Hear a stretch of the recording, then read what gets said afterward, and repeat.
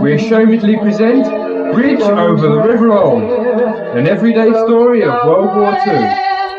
But I know we'll meet again. What was it really like on the Death Railway?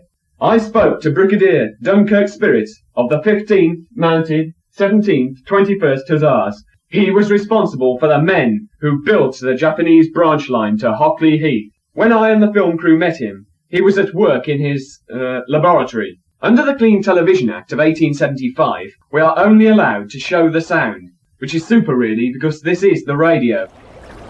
Brigadier, what was it like on the Death Railway? Piss off! Please, just a few words for a TV documentary on the Japanese Death Railway. Fuck off! Surely you can spare us a minute of your valuable time? Go away, please! What was it really like? The pain, the torture, the violence, the suffering, the stewed prunes. Leave me alone!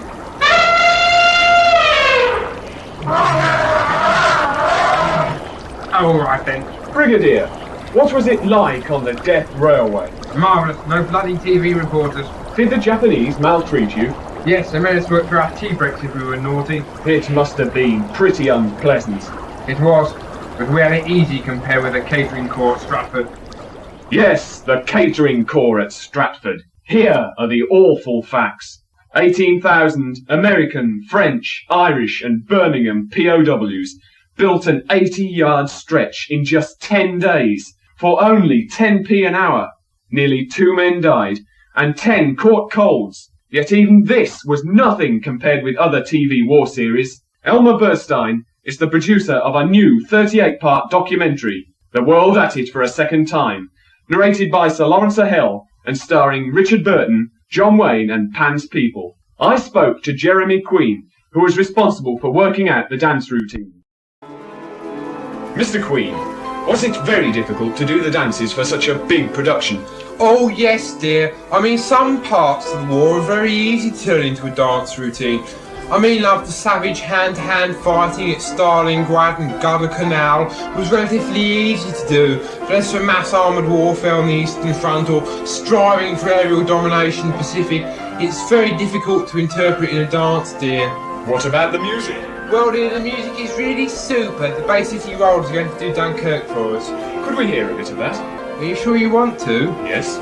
Well, it's up to you. Dunkirk, Dunkirk, bye bye bye. Dunkirk, Dunkirk, bye bye. Dunkirk. Bye bye bye. Dunkirk, Dunkirk, bye bye. I told you you'd be sick, didn't I, love? Sorry.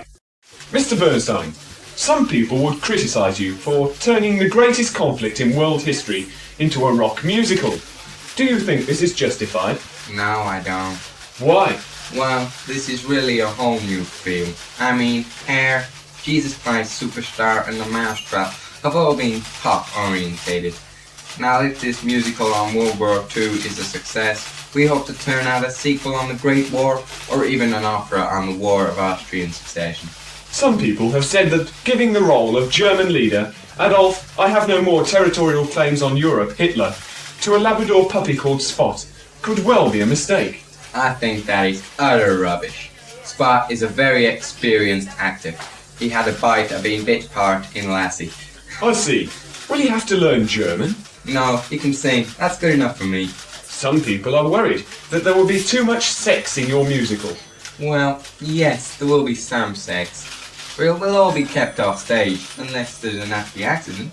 You have, I believe, offered the Beatles a record $18 million billion trillion to play just one scene together as the Russians' 1944 winter offensive. Have they accepted this offer?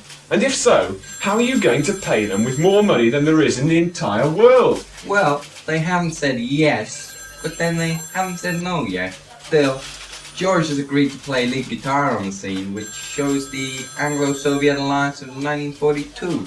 Elmer Bernstein, it's been great talking to you, even if you do smell like a Turkish wrestler. Now piss off.